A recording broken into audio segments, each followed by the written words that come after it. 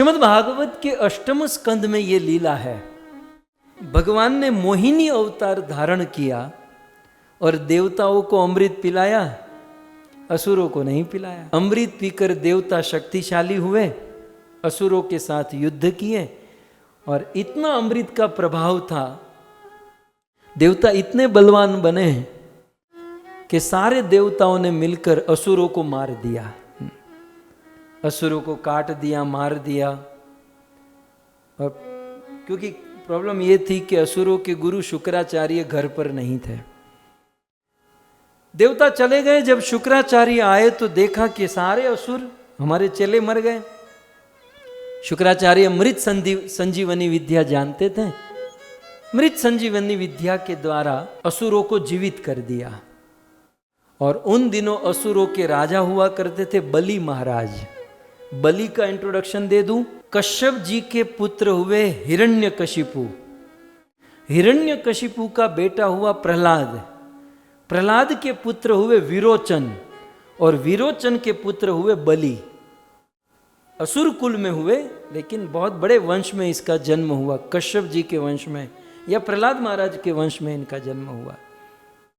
सो असुरों के राजा थे बलि महाराज। शुक्राचार्य ने बलि महाराज को मर ही गए थे, उनको जीवित किया और भी बहुत सारे असुरों को जीवित किया मृत संजीवनी विद्या से। और जीवित करके क्या हुआ, यह समझने वाली बात है। शुक्राचार्य ने कहा कि बलि महाराज, आप लोगों की शक्ति क्षीण हो गई है, अब आपका पावर बढ़ाना होगा, आपको शक्ति बढ़ानी होगी। और शक्ति कैसे बढ़ेगी? ब्राह्मणों के आशीर्वाद से, वैष्णवों के आशीर्वाद से आपकी शक्ति बढ़ेगी। और उस समय शुक्राचार्य ने भृगुवंशीय ब्राह्मणों को बुलाया और भृगुवंशीय ब्राह्मणों को बुलाकर उन्होंने बहुत सुंदर यज्ञ करवाया। और भक्तों, उस यज्ञ में भृगुवंशी ब्राह्मण प्रकट हुए, बहुत सुंदर बलि महाराज को आशीर्वाद दिए। अब आप देखो, दो चीज है। तो बलि महाराज जो थे वो शक्तिशाली होने लगे। अब क्या हुआ, अब दो दृश्य है। देवता युद्ध स्वर्ग को पाकर भोगों में रचे पचे हो गए और असुर लोग भृगुवंशी ब्राह्मणों की सेवा, यज्ञ, तप आदि करने में वो भजन में लग गए। ऐसा ही होता है, जिनके जीवन में भोग होता है वो भोगों में फंस जाता, रचा पचा हो जाता है। और भोगों में रचे पचे होने से शक्ति क्षीण होती है। और यहां ब्राह्मणों की सेवा होने, असुरों ने ब्राह्मणों की सेवा की, शक्ति बढ़ने लगी। और फिर तो शुक्राचार्य ने बहुत सुंदर विश्वजीत नाम का यज्ञ करवाया। और उस विश्वजीत यज्ञ में स्वयं अग्नि देवता प्रसन्न हुए और अग्नि देवता रथ लेकर प्रकट हुए। अग्नि देवता ने रथ प्रदान किया, सुंदर आयुध प्रदान किया। उस समय उनके दादा प्रहलाद महाराज प्रकट हुए, बलि महाराज को विजय माला पहनाई और अनेक प्रकार के शस्त्रों से सुसज्जित होकर बलि महाराज अपनी पूरी सेना को लेकर, देवता भोगों में फंसे हैं और ये आदमी ब्राह्मणों की सेवा करके शक्तिशाली हुआ और देवताओं के ऊपर चढ़ाई की और सारे देवताओं को परास्त किया। देवता अपने गुरु बृहस्पति के पास गए, गुरुदेव हमें क्या करना है? बोले जान बचानी है? बोले हाँ महाराज, हाँ गुरुजी। तो भागो यहां से। बोले स्वर्ग छूटे? बोले स्वर्ग छूटता है, छोड़ो। जान बचानी है तो भागो, क्योंकि बलि शक्तिमान हो चुका है। सारे देवताओं को स्वर्ग छोड़ना पड़ा और यहां असुर सम्राट बलि महाराज स्वर्ग के राजा हो गए हैं, स्वर्ग पर अपना शासन हो गया। लेकिन शुक्राचार्य, गुरु तो गुरु होते हैं। शुक्राचार्य ने कहा, बलि ये तू स्वर्ग का राजा बना ना, ये लीगली नहीं बना है, ये इलीगल है। तूने मार पीट के भगाया है, तू इलीगली राजा है, तुझे लीगल राजा बनना है। बोले हाँ गुरुजी। तो 100 अश्वमेघ यज्ञ करने होंगे। बोले कीजिए, शुरू कीजिए। 1 by 1 करते करते करते 99 अश्वमेघ यज्ञ कंप्लीट।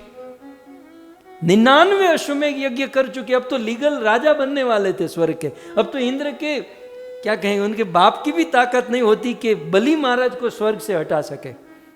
99 अश्वमेघ यज्ञ कंप्लीट हुए और 100वां अश्वमेघ यज्ञ प्रारंभ। और बस अब राजा वो लीगल राजा बनने वाले, और दूसरी ओर इंद्र को दर दर भटकना पड़ा, स्वर्ग का राजा, लेकिन रहने के लिए छत नहीं। और वैसे ही जो हायर फैसिलिटी का उपभोग कर चुके हैं ना, फिर उनको छोटी जगह पर सुहाता नहीं है। और इंद्र के जीवन में जब ऐसा कष्ट हुआ तो सबसे ज्यादा दुख इंद्र की मां को हुआ। मां तो मां होती है। त्राजवे तोल तोलाय नहीं, अनतातणे घाट घड़ाय नहीं, आखा ब्रह्मांड मां मूलवाय बधू, माना हैया ने मूलवाय नहीं। आखा ब्रह्मांड मां मूलवाय बधू, पण माना हैया ने मूलवाय नहीं। इस दुनिया में सारी वस्तुओं को तोल सकते हैं, उनका मोल कर सकते हैं, लेकिन मां के हृदय का मोल कोई नहीं कर सकता। मां मां होती है। दुनिया में जब किसी व्यक्ति के जीवन में दुख आते हैं तो उनके दुख से उनकी पत्नी, उनका भाई, उनका पुत्र, उनका समाज, सब लोग दुखी होते हैं। लेकिन अपने बच्चों के दुख से सबसे अधिक कष्ट उनकी मां को होता है, माता को होता है। हमारे सौराष्ट्र के संत कवि काग ने तो यहां तक लिख दिया कि मां जीवन भर बच्चों का ध्यान रखती है, मृत्यु का समय आता है, यमराज के दूत प्रयास करते हैं लेकिन फिर भी प्राण नहीं निकलते। और उस समय यदि उस मां को पूछा जाए कि मां प्राण क्यों नहीं निकल रहे हैं, तब मां के मुख से यही शब्द निकलेगा कि मुझे मेरे बच्चों की चिंता हो रही है। यह है मां। इस दुनिया में भगवान ने देखा कि सबके घर पर मैं कैसे जाऊंगा, मैं सब लोगों के घर पर कैसे रहूंगा। भगवान ने देखा कि मैं असमर्थ, सबके घर में रहने में असमर्थ, तब भगवान ने प्रत्येक घर पर एक मां को रख दिया। मां और कोई नहीं, इस धरती का भगवान है मां। क्योंकि सच्चा प्रेम क्या होता है, ये कृष्ण के बाद यदि कोई जानता है तो वो है मां। इस दुनिया में आप प्रेम देखोगे ना, लड़की लड़के का प्रेम तो स्वार्थ वाला ही होता है, उसमें तो मैं तो पढ़ना ही नहीं चाहता। लेकिन जितने भी प्रेम है ना कहीं स्वार्थ है। पति पत्नी के प्रेम में स्वार्थ, भाई भाई के प्रेम में स्वार्थ, सभी प्रेम में स्वार्थ हैं। लेकिन मां को अपने बेटे से जो प्रेम करती ना, उसमें कोई स्वार्थ नहीं होता, कोई स्वार्थ नहीं, निस्वार्थ। बेटा बहुत बड़ी गलती करके आए, लेकिन मां अपने साड़ी के पल्लू से बेटे की सारी गलती को ढक देती है। ये होती है मां। અને એટલે તો ગુજરાતે કીધું ને કે मां ते मां बीजा वगड़ाना वाह। मां तो मां, और क्या। जननी नी जोड़ सखी नहीं जड़े रे लो। जननी नी जोड़ क्या थी गोतवा जशो। तो बहुत सारी बातें हैं, मैं केवल जस्ट इतना कहना चाहता हूं कि इंद्र को जब स्वर्ग छूटा तो सबसे ज्यादा कष्ट इंद्र की माता अदिति को हुआ। एक दिन उनके पति घर पर आए, कश्यप जी, चिंतित उदास अपनी पत्नी को देखा। कश्यप जी ने बहुत पूछा कि देवी तुम्हारे इस दुख का कारण क्या है? कहीं कोई अतिथि तो भूखे पेट घर से नहीं चला गया, कहीं दान धर्म सेवा तो चूक नहीं गई। बहुत सुंदर ये प्रसंग भी हम गृहस्थों के लिए समझने लायक है। अंत में अदिति ने अपने पति कश्यप जी से कहा, पतिदेव मेरे दिल में दुख इस बात का है कि मेरे बेटे इंद्र को स्वर्ग खाली करना पड़ा। मेरे बेटे के रहने के लिए कोई स्थान नहीं है। आप कैसे भी करके मेरे पुत्र इंद्र को स्वर्ग वापस लौटा दो। कश्यप जी ने अपने मन में सोचा कि इंद्र मेरा बेटा है तो असुर भी मेरे ही बेटे हैं, क्योंकि एक ही बाप की दो पत्नी थी ना, 16 पत्नी, उनमें से एक दीति एक अदिति, तो सब मेरे ही हैं। तो मैं कैसे, अब बच्चे तो आंखें होते ना, कौन सी आंखें फोड़ू, तो दोनों बराबर के हैं। लेकिन कश्यप जी बड़े बुद्धिमान, आजकल के पतियों को थोड़ा सा कश्यप जी से सीखना चाहिए। एक पतियों की कथा होनी चाहिए, केवल पतियों को एंट्री, और फिर कश्यप जी के चरित्र से बहुत सुंदर टेक्निक, बहुत सारी बातें मैं यहाँ बताऊंगा तो पोल खुल जाएगी, और किया नहीं किया बराबर को, कि पत्नी समझ जाएगी कि क्या है? माताओं के लिए भी बहुत सारी बातें हैं, लेकिन वो कोई माता सुनाए तो अच्छा लगता है। मैं सुनाऊंगा तो लोग कहेंगे ये तो पुरुष का ही पक्ष लेते हैं, इसलिए माताओं का तो मैं माताओं के लिए छोड़ देता हूँ, कोई आप में से प्रवचन करें। लेकिन कश्यप जी ने बिल्कुल वो जो काम बहुत अच्छी तरीके से लिया। कहा कि देवी मैं भी सहानुभूति व्यक्त करता हूं कि तुम्हारे बच्चों को स्वर्ग छोड़ना पड़ा, लेकिन मैं इसमें कुछ नहीं कर सकता। हां, संभव है, पॉसिबल है। यदि भगवान विष्णु को प्रसन्न कर लो तो वो तो कुछ भी कर सकते हैं, वो तो कुछ भी दे सकते हैं। पतिदेव मुझे जल्दी बताओ भगवान विष्णु कैसे मिलेंगे? बोले अभी फाल्गुन महीना आ रहा है, सो फाल्गुन महीने की प्रथमा से 13 दिन तक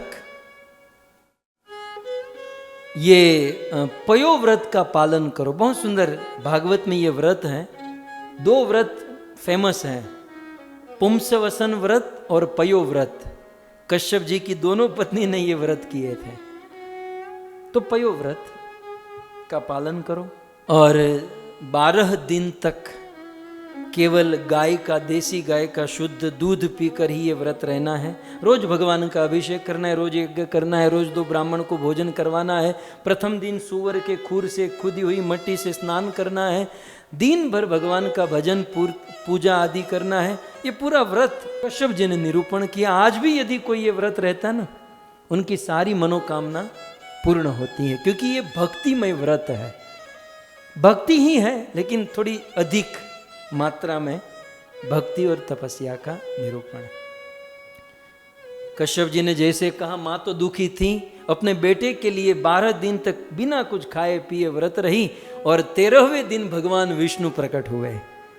सशंख चक्र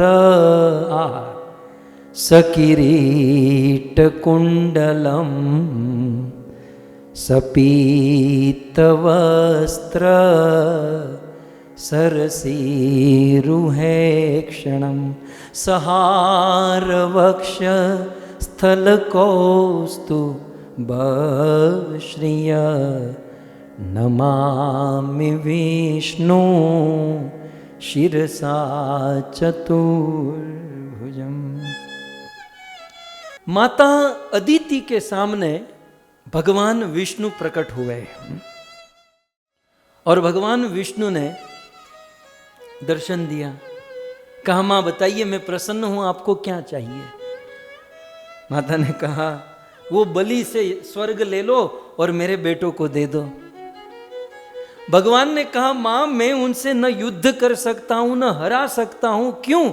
क्योंकि उन्होंने ब्राह्मणों की सेवा की है, और मेरा प्रणाम मंत्र जानती हो, नमो ब्रह्मण्य देवाय। मैं तो ब्राह्मणों का देव हूं, ब्राह्मणों की रक्षा करता हूं, उसने ब्राह्मणों की सेवा की है, मैं कैसे मार सकता हूं?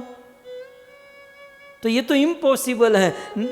अदिति ने कहा, नहीं, मेरे बच्चों को आप स्वर्ग वापस दिलाइए। भगवान धर्म संकट में। एक और बलि महाराज ने ब्राह्मणों की सेवा की थी, तो उनको कुछ कर नहीं सकते, और दूसरी ओर अदिति माता ने भक्ति की है, उनकी भी इच्छा को पूर्ण करना है।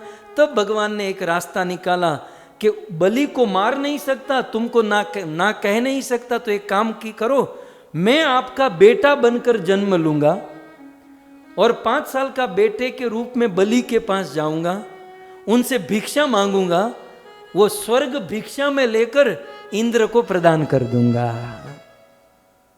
जो करना है करो प्रभु, लेकिन जल्दी करो। सो फिर भगवान अप्रकट हुए, और फिर भाद्रपद, आने वाले दिनों में भाद्रपद शुक्ल पक्ष द्वादशी तिथि, ठीक दोपहर को 12 बजे अभिजीत मुहूर्त में माता अदिति के हृदय गर्भ से भगवान विष्णु वामन के रूप में प्रकट हुए। श्री वामन देव भगवान की वाह। तो भगवान वामन देव प्रकट हुए।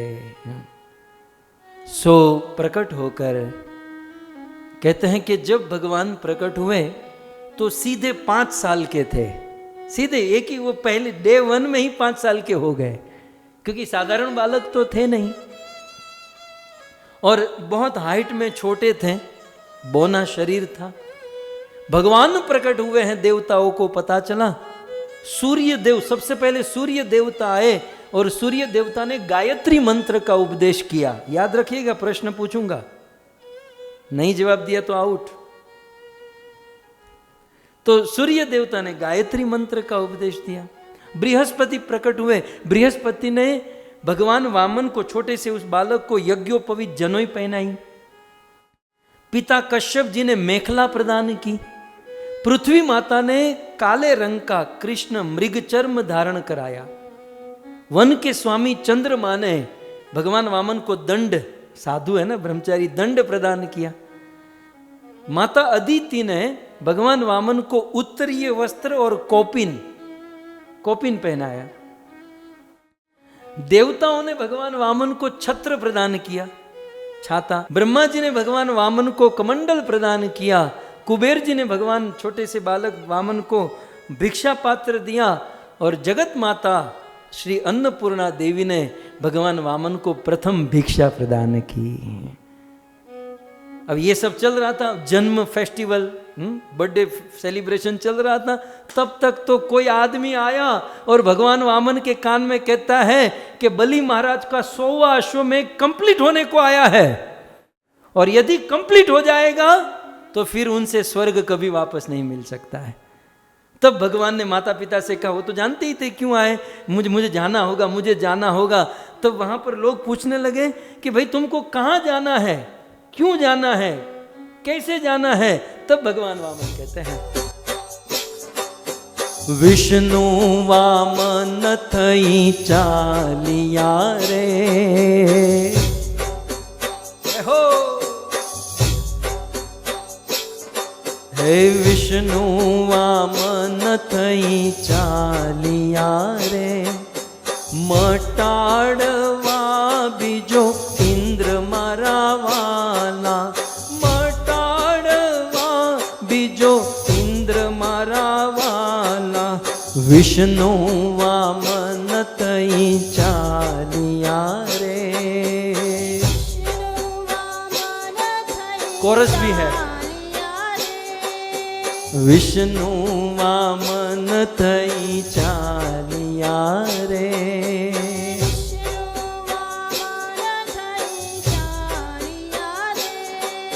श्वेते ते छत्र शिरे धरियो रे,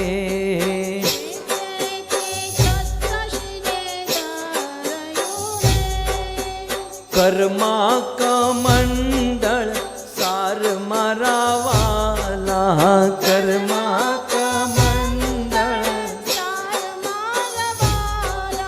कर्मा कमंडल सार मारा वाला,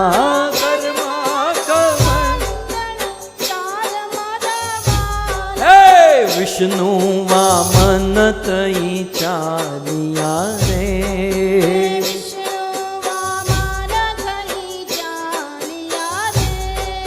मृग चर्म काख मा शोभतु रे,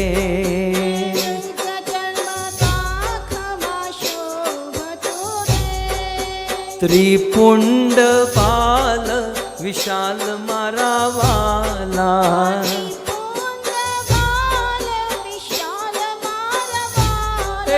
त्रिपुंड बाल विशाल मारा वाला,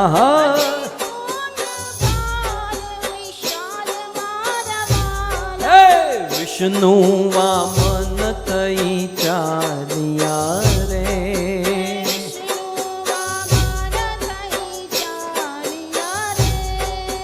वेद गर्भवाल जगावता रे,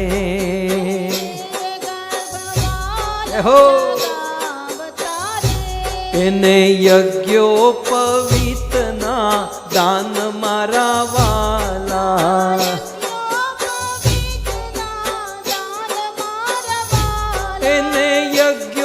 પવિતના દાન મારા વાલા,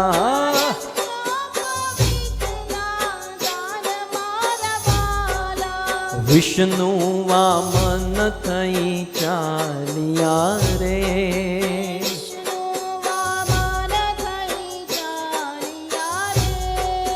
સરસ્વતી હારયા રોપતા રે,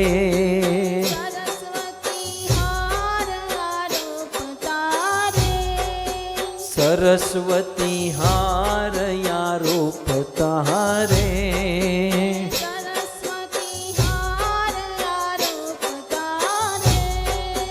માતા પીરસે પકવાન મારા વાલા,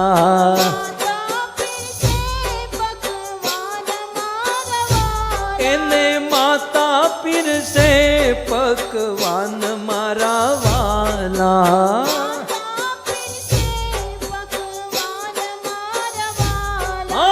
વિષ્ણુ વામન થઈ ચાલ્યા રે,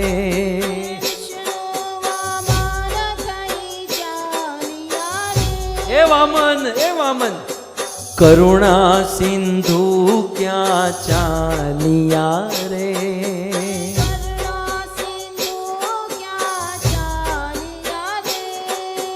કરુણા સિંધુ ક્યાં ચાલ્યા રે,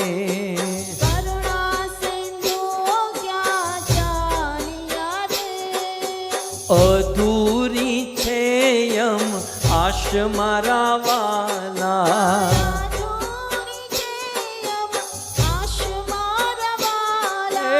અધૂરી છે યમ આશ મારા વાલા,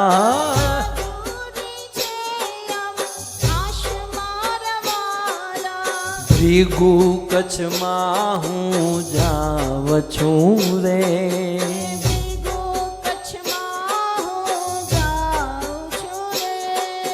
ભૃગુ કચ્છમાં હું જાવ છું રે,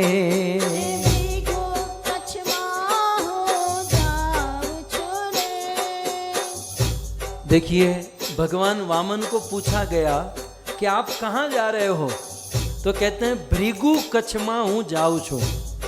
गुजराती में भृगु कच्छ माने आज का भरूच। हमारे गुजरात में मुंबई के बाद वापी, वलसाड़, सूरत, भरूच जो आता है ना, भरूच माने वही सूरत के आजू बाजू में भृगु कच्छ, भरूच। इसका अर्थ क्या हुआ? बलि महाराज ने यज्ञ कहां पर किया था? भृगु कच्छ माने भरूच में, माने सूरत में। और उस समय सतयुग में बलि महाराज ने भरूच सूरत में यज्ञ किया, उसका फल आज मिल रहा है। 100 रुपये की जमीन सूरत वालों के पास थी, आज 1 लाख रुपये में हो गई। रातों रात जमीन के भाव हजारों गुना बढ़ गए, कारण बलि महाराज के यज्ञ का प्रभाव। इसलिए भृगु कच्छ माहू जाव छू रे,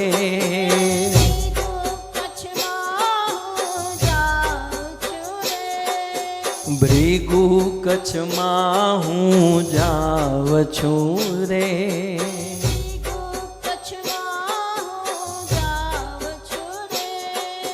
हणवा बलिनु अभिमान मारा वाला,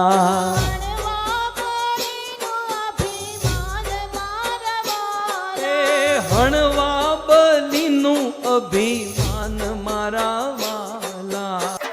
विष्णु वामन कई चालिया रे,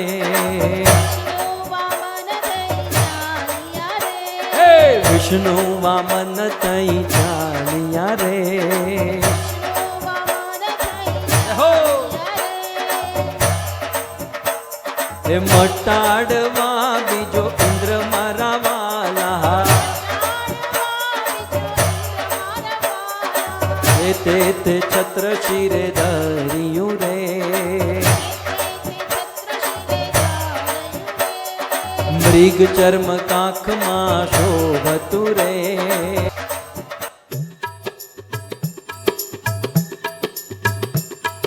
सरस्वती हार या रोपता रे,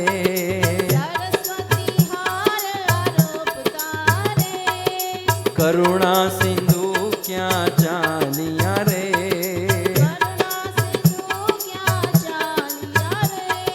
भृगु कछ माहू जावछु रे।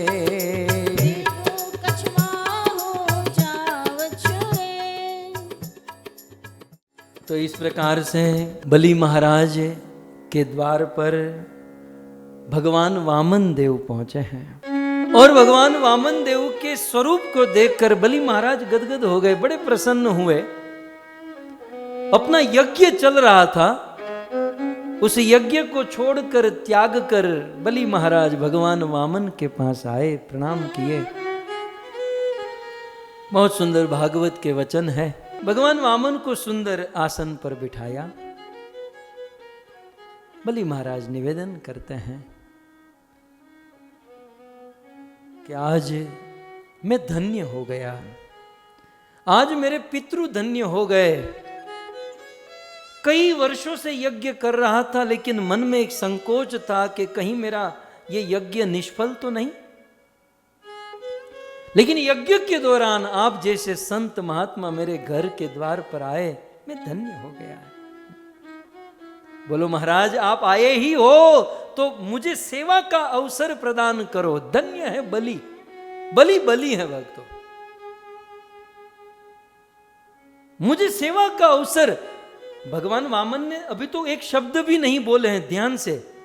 भगवान वामन एक शब्द नहीं बोले, बलि महाराज सामने से बोलने लगे, मांगो मांगो क्या चाहिए।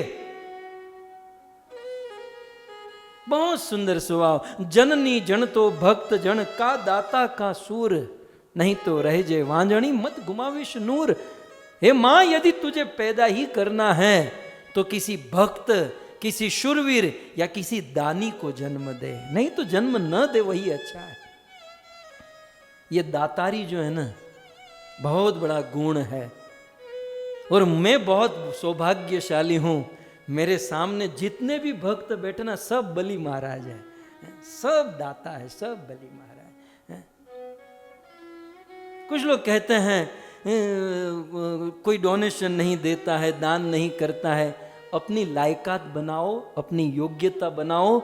देने वाले बैठे हैं, दुनिया हाथ पसार कर देती है, प्रणाम करके देती है। बलि आपके सामने है, लेकिन योग्यता तो धारण करो।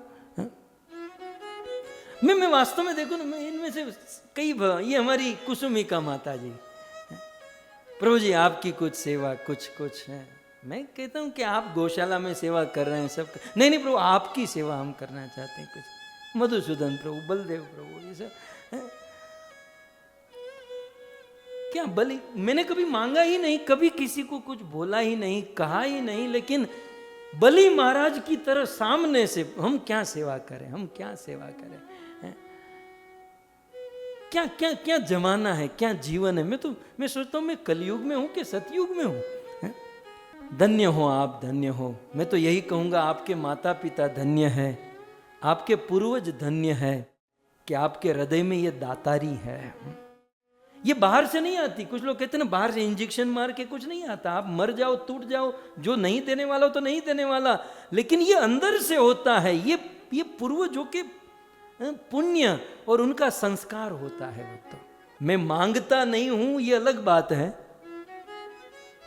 लेकिन जरूरत ही नहीं पड़ती, उसके पहले ही बोल देते हैं प्रभु जी क्या सेवा करनी है। और जैसे बलि ने अपना त्रिभुवन दे दिया, अपना तीनों लोक दे दिया, प्रभु ये भी कम पड़ता है तो ये शरीर भी आपका, उठाओ इसे। ऐसे दाता मेरे सामने बैठा है। और सच कहूं, मैं तो इन लोगों को प्रणाम करके, इसलिए तो कथा के प्रारंभ में कई लोग मुझे कहते हैं व्यासपीठ पर बैठकर आप प्रणाम करते हो, क्यों ना करूं? क्योंकि हम तो केवल बोलते हैं, आप लोगों ने जीवन में चरितार्थ किया है, जीवन में चरितार्थ किया। भक्तों खूब बरसो और बलि महाराज की तरह। अब इसमें क्या होता है जानते हैं, मैं आपको एक बात कहूं। अब अभी बात क्या आई, बीच में हम बोल रहे थे कि भगवान ने बलि महाराज को ठगा और बलि महाराज से स्वर्ग लेकर इंद्र को दे दिया। मैं आपको कहूं, भगवान वामन ने बलि को ठगा के इंद्र को ठगा। ऐसा कहते ना, बलि महाराज को ठग लिया, बलि महाराज से तीनों भुवन ले लिए। किसको ठगा? भौतिक दृष्टि से, स्थूल दृष्टि से देखे ना तो ऐसा लगता है भगवान वामन ने बलि को ठग लिया, उससे सब लेकर इंद्र को दिया। बलि को नहीं ठगा, इंद्र को ठगा। बलि से त्रिभुवन लेकर भगवान ने अपना चरण उनके मस्तक पर रखा और इंद्र को कहा ये ले स्वर्ग उठा, निकल यहां से। इंद्र को स्वर्ग देकर दूर किया और बलि से लेकर, बलि से उनकी संपत्ति लेकर भगवान ने अपना चरण बलि पर रख दिया। कई बार दुनिया के लोगों का गणित, ईश्वर का गणित दुनिया के लोगों को समझ में नहीं आता। आप लोग जैसे 2 पैसे कहीं दान भी करते हैं ना तो 2-5 आदमी आपके पास भी आते होंगे, ये क्या कर रहे हो, ये तो सब पाखंड चल रहा है, उसमें तुम सेवा कर रहे हो, दान कर रहे हो, 2-5 मिल ही जाएंगे, शुक्राचार्य जैसे। और ये हरे कृष्ण वाले ठगते हैं, ऐसा करते हैं, वो करते। कौन किसको ठग रहा है? कोई साधु यदि हमारे घर पर आता है, हम उसे भोजन कराते हैं, उनकी सेवा करते हैं, तो क्या हमने बहुत कुछ कर दिया? हमने कुछ नहीं किया। साधु ने हमारे बुरे कर्म को ले लिया, हमें पवित्र कर दिया। ये दृष्टि होनी चाहिए। और आप लोगों की ये दृष्टि है, ये देखकर बहुत प्रसन्नता होती है। और बाकी की तो नहीं बता सकता, लेकिन मेरे सामने जो बैठे हैं ये जूम वाले हैं, और मुझे तो सब बलि महाराज लगे। बलि महाराज ने क्या किया? अपना धन दिया और फिर अपने आप को दे दिया।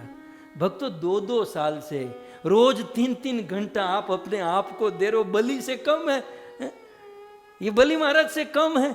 इससे ज्यादा और आदमी क्या दे सकता है? पैसों की कीमत नहीं है भक्तों, समय की कीमत है, टाइम की वैल्यू है। और आप 2-2, 3-3 घंटा अपना इस भागवत रूपी यज्ञ में आहुति देते हो। इससे बड़ा दान, इससे बड़ा डोनेशन और क्या हो सकता है? हम तो इसी में राजी हैं, इसी में प्रसन्न हैं। बस इसी प्रकार से ये आत्मनिवेदन है। आपने अपनी आत्मा दे दी है इस कथा को, इस भागवत को। भगवान वामन तो केवल बैठे हैं, कुछ बोले नहीं है अब तक। वो बलि सामने से कह रहे हैं क्या सेवा करूं, क्या सेवा करूं। आप लोग करते ही हैं, फिर भी हमें ये शास्त्र याद कराता है कि जब हमारे घर पर कोई साधु सन्यासी आए तो उनकी राह नहीं देखनी चाहिए कि वो बेचारा बोले। आजकल क्या होता है, हम लोग कहते हैं ये ब्राह्मण मांगते ही रहते हैं। बेचारा ब्राह्मण मांग रहा है ना, तो ये ब्राह्मण का दोष नहीं है, ये हम लोगों का दोष है कि हम कुछ ऐसे अकड़ू हो गए हैं कि बेचारे को मांगना पड़ रहा है। हम क्षत्रिय, हम व्यापारी वैश्य, हम लोग ऐसा कर्म करें कि बेचारे को मांगना ही ना पड़े। ये बात अलग है कि ब्राह्मण के पास बहुत कुछ होकर भी बहुत मांगते हैं। ये सब खिचड़ी बहुत चलती है। लेकिन मैं तो इतना ही कहना चाहूँगा, बस ऐसे ही बने रहना, ऐसे ही रहना। खूब खूब प्रोग्रेस करो और खूब सेवा करो। भगवान आपको खूब दे और आप भी खूब लुटाओ। हमारे लिए नहीं, हमें तो कुछ नहीं, हमें तो आप ये 2-3 घंटा देते हो ना, हम उसी में राजी है। हम तो कभी हार्ट अटैक ना आ जाए कि यार इतना टाइम लोग दे रहे हैं भागवत को, अपना आत्मसमर्पण। पैसा बहुत छोटी चीज है, पैसा देकर आदमी छूट जाता है, लेकिन भागवत में आप अपने आप को दे रहे हो। 3-3 घंटा आप बैठते हो, कोई सगे भाई के लिए नहीं बैठता। अब आप कथा को छोड़ करके अपनी पत्नी के साथ 3 घंटा बैठते हो, मुझे बताओ। 7 फेरे फरे हैं, आप कसम खाई है, पति पत्नी साथ में। आप अपने बच्चों के साथ 3 घंटा बैठते हो, इस प्रकार एक धारा। लेकिन भागवत को आपने दिया, क्या ये दान नहीं, ये बलि का स्वभाव है, ये आत्मनिवेदन है आप लोगों का। भगवान अब जो ये तो ठगने के लिए आए थे भगवान वामन, तो चुपचाप बैठे हैं। वो लड़का छोटा सा 5 साल का लड़का बैठा है। अच्छा, बलि महाराज ही बोलते हैं अपने आप से, भोजन चाहिए, भोजन, क्योंकि ब्राह्मणों को भोजन बहुत अच्छा लगता है, श्रीखंड, पूरी, लड्डू। तो क्या गोल्ड, सोना चाहिए? भाव बढ़ गया है 50,000, सोना दे दो थोड़ा। नहीं। अच्छा, लड़की चाहिए, शादी वादी करनी है? नहीं, शादी भी नहीं करनी है। जल्दी कहो महाराज आपको क्या चाहिए? एक काम करो, आपको भूमि चाहिए, थोड़ा सा लैंड दे दूं? बोले हाँ भूमि दे दो। लैंड चाहिए। कितनी चाहिए? 1 बीघा, 2 बीघा, 50, 100, कहो तो एक पूरा गांव आपके नाम पर कर दूं, 7-12 आपके नाम पर, कहो तो एक पूरा प्लेनेट ही आपको दे दूं, क्योंकि ये सब अपना ही है।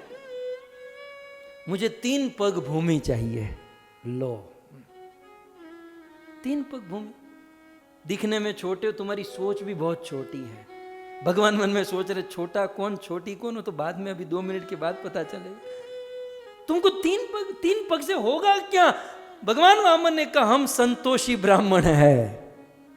अब संतोष का प्रवचन किया भागवत में, आप कभी देखिएगा पूरे संतोष कैसे होना चाहिए, संतोषी रहना चाहिए प्रवचन। बलि महाराज ने कहा कि बच्चे, आने वाला इतिहास क्या कहेगा कि एक लड़का बलि के द्वार पर गया, लड़के को मांगने नहीं आया तो क्या बलि को देने को भी नहीं आया? बलि को कुछ ज्यादा मांगो, बोले नहीं, ये 3 पग की कसम खाकर बैठे थे, 3 पग भूमि चाहिए। एक काम करो, हमारे कुछ ऐसे असुर हैं बहुत लंबे लंबे हैं, उनके 3 पग नपवा देता हूं ताकि थोड़ी ज्यादा जमीन मिले। भगवान वामन खतरे में, बोले नहीं, मेरे ही 3 पग। वो छोटे छोटे अपने पांव को दिखाकर, मेरे 3 पग। ये लड़का नहीं मानेगा। चलो ठीक है, जो भी है। भगवान ने कहा पहले संकल्प करो। संकल्प के लिए हाथ में जल लेने के शुक्राचार्य आए, ये भगवान है, तू छोड़ इसे, इसको दान नहीं देना चाहिए। बलि महाराज ने कहा कि यदि ये भगवान है तब तो मेरे जैसा सौभाग्यशाली कौन हो सकता है? भगवान स्वयं मेरे द्वार पर आकर भूमि मांगे तो मेरे जैसा आज सौभाग्यशाली कौन? गुरुदेव। गुरुदेव ने कहा यदि तूने इसको डोनेशन दिया तो आज से तेरा मेरा संबंध कट। अब जो गुरु कृष्ण सेवा में बाधा बने उसे तो छोड़ ही देना चाहिए। बलि महाराज ने छोड़ दिया कि तुम तो बाधा दे रहे हो। गुरु बलि गुरु त्याग्यो, त्याज दियो। और फिर संकल्प किया कि आपको 3 पग भूमि हम देंगे, और कहा कि ये सब अच्छी लैंड है, वो जो नदी के किनारे तो उसके भाव बढ़ेंगे तो आप वहां से मांगो। भगवान वामन ने कहा तू देख अभी मैं क्या मांगने वाला। अब भगवान वामन ने शुरू किया तो सबसे पहले भगवान वामन ने अपना कदम जो है नीचे की ओर आगे बढ़ाया। भगवान वामन ने अपना कदम पहले तो अपना शरीर बहुत लंबा किया, वो आकाश को छूने लगा भगवान का शरीर, और प्रथम कदम से पृथ्वी के नीचे अतल, वितल, तलातल, महातल, पाताल, रसातल तक लेकर गए। और अब एक कदम से भगवान वामन ने पृथ्वी के नीचे के 7 लोकों को नाप लिया, और अब दूसरा कदम ऊपर बढ़ाने जा रहे हैं। जनलोक, महरलोक, तपलोक, सिद्धलोक, स्वर्गलोक, ब्रह्मलोक। और अब भगवान वामन कहते बलि तू कह रहा था ना मांगो मांगो, ले 2 कदम में पूरा ब्रह्मांड नाप लिया, तीसरा कहां रखूं? कर सर पर सधर यमर कर अनुसार, कर परवर धर मैल करे। कर सर पर सधर यमर कर अनुसार, कर परवर धर मैल। हरिहर सुर यवर यपर यतियन कर, नटवर मनहर भैर बने। मनहर मटक लटक तट निकट मुकट शिर सवर्ण में। गण रण पट परड़ परड़ पद घूंगर, रंग भर सुंदर श्याम मेरे जिजी, रंग भर सुंदर श्याम में। भगवान श्री कृष्ण की अद्भुत लीला, और 2 कदम में पूरा ब्रह्मांड नापा, तीसरा कहां रखूं? ताऊ डमक डमक दादुर दाऊ डमकत बहकत मोर मलाल गिरा। तब पियू पियू शब्द पुकारत चातक, पियू पियू कोकिल कंठ गिरा। तब गड़ड़ गड़ड़ नम होत गड़ाका, घणन गिरिवर शिखर ध्रुजे।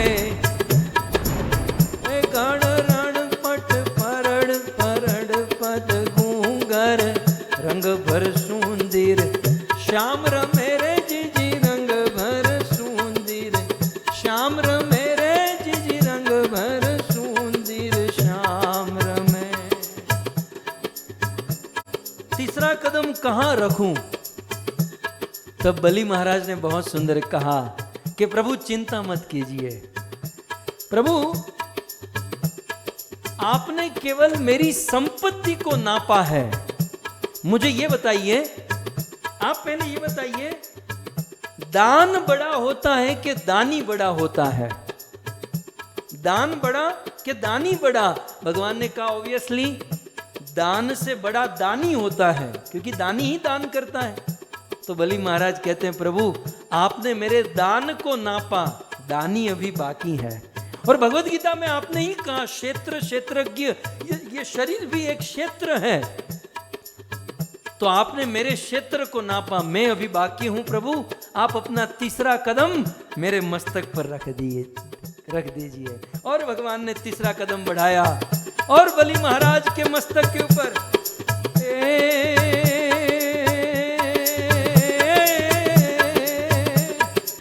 आषाढ़ उचारम में घमलारम बनी बहारम जलधारम, आषाढ़ उचारम में घमलारम बनी बहारम जलधारम, दादूर डकारम मयूर पुकारम, तड़िया तारम विस्तारम, ना नहीं संभारम प्यास्य पारम, नंद कुमारम निरख्यारी, एक हो राधे प्यारी राधे प्यारी राधे प्यारी, मैं बलिहारी गोकुल यावो गिरिधारी रे जी गोकुल यावो गिरिधारी।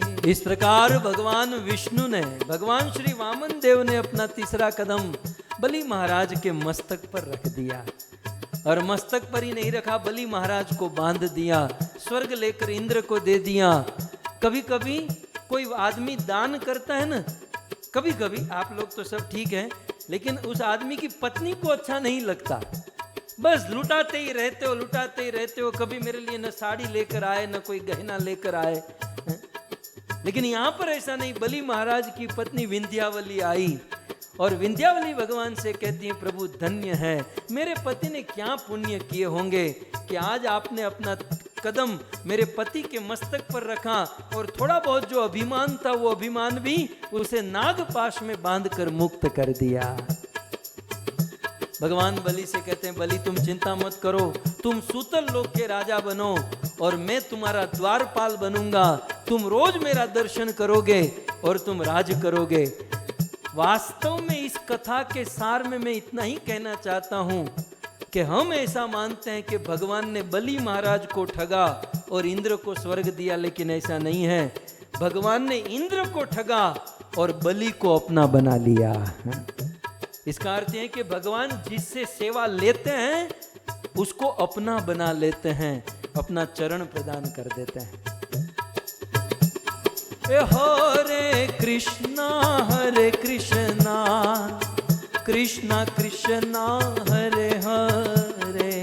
सभी लोग खड़े हो जाइए। हरे राम राम राम हरे हरे, हरे कृष्णा कृष्णा कृष्णा हरे हरे, हरे राम हरे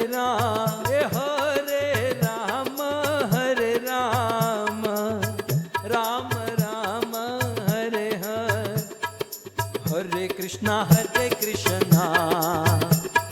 कृष्ण कृष्ण हरे हरे, हरे राम राम राम हरे हरे, हरे कृष्णा कृष्ण कृष्ण हरे